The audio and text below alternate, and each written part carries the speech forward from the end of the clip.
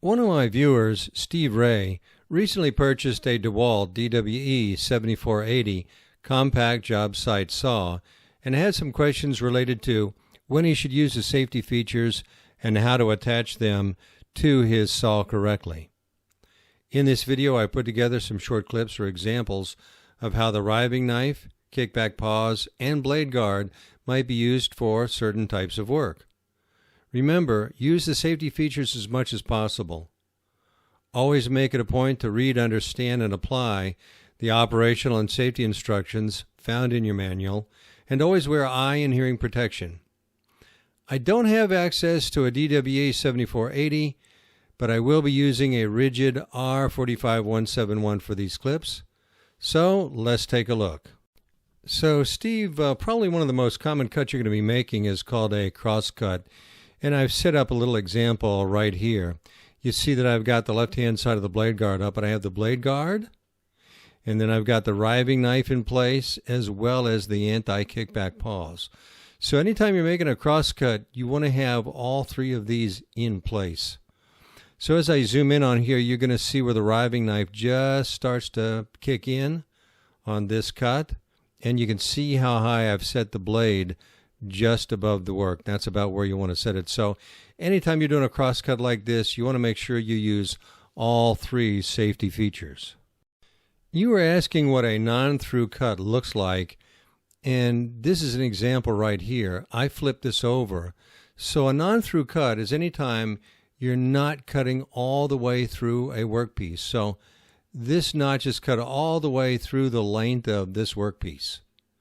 So that's what a non-through cut looks like. Now let's look at a non-through cut from another angle. So I've left the safety features in place, and as you can see, if we're going to make a non-through cut here, both the blade guard as well as the riving knives would get in the way. See how the blade guard would get in the way? Okay, so you can't use that. Riving knife where it's positioned, I'm going to show you that in just a second, also would get in the way. It has to be lowered for this non-through cut. And as you can imagine, the anti-kickback pause would be in the way too.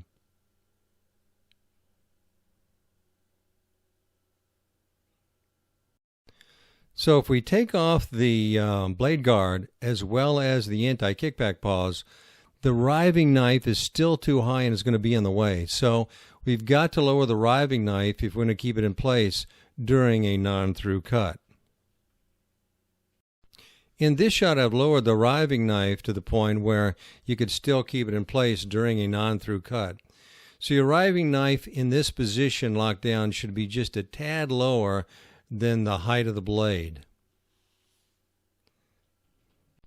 I typically keep my riving knife in this position anytime I'm doing a non-through cut.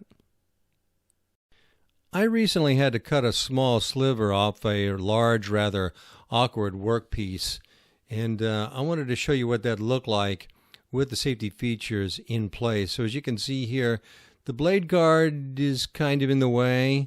The riving knife is effective here, but at least on this side of the workpiece, the anti-kickback pause were actually useless at this point.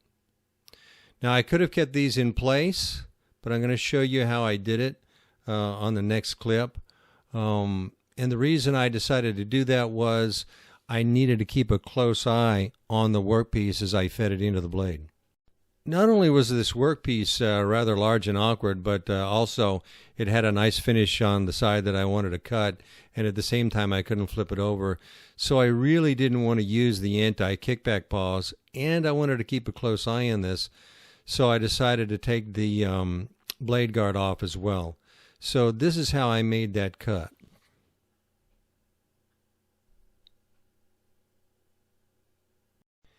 Steve, you are asking how to apply the safety features to your 7480.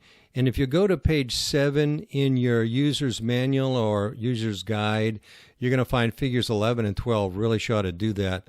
They're slightly different from the one that I have here in that the blade guard clips on behind the anti-kickback pause, like you'll see in this next clip.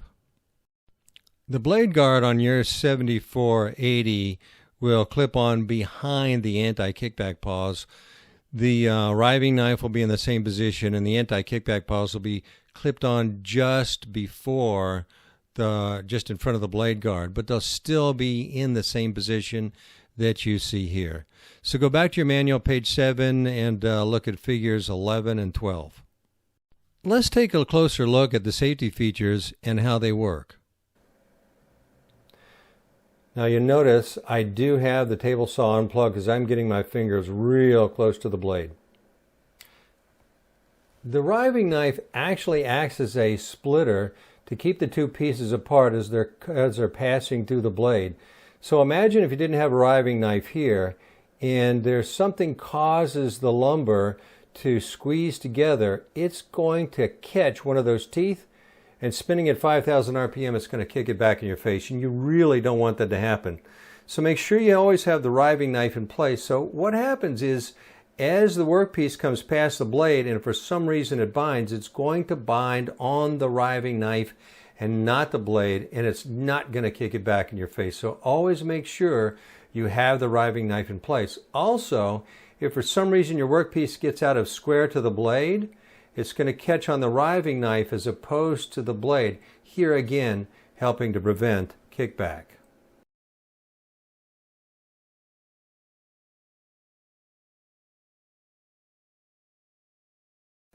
Now let's take a look at how the anti-kickback paws work. As your workpiece comes through the blade and it comes onto the anti-kickback paws, those little teeth have a tendency to grab into the wood. So if there's some force tries to push it back towards you, and notice I'm pushing really hard here, it's not going to kick back in your face, and that's exactly what you want to have happen. If your workpiece happens to have a finished side, these spines or these teeth may have a tendency to scratch or mar the surface. In that case, what you really want to do is flip your workpiece over so the good side is down against the table, and the kickback paws may mar or scratch the non-surface side. Now let's see how all three safety features work together to protect your fingers. First, you have your blade guard, which keeps your fingers away from the blade. And then you come to your riving knife, which keeps it from binding on the blade. And then it comes to the anti-kickback paws, which will hold your workpiece down. So you have three really good finger savers here. One is the blade guard. Next is the riving knife. And third is the anti-kickback paws. Well, Steve, I hope I've answered your questions for you. If you find you have any more, just leave them in the comments below and I'll get back to you as soon as I can. I've done more than 30 videos on table saws, and you can check them out in the link that I placed in the description below. If you found this video useful, please press like and share with your friends. If you're not already a subscriber, I would love to have you as a subscriber. And as always, good luck on your projects.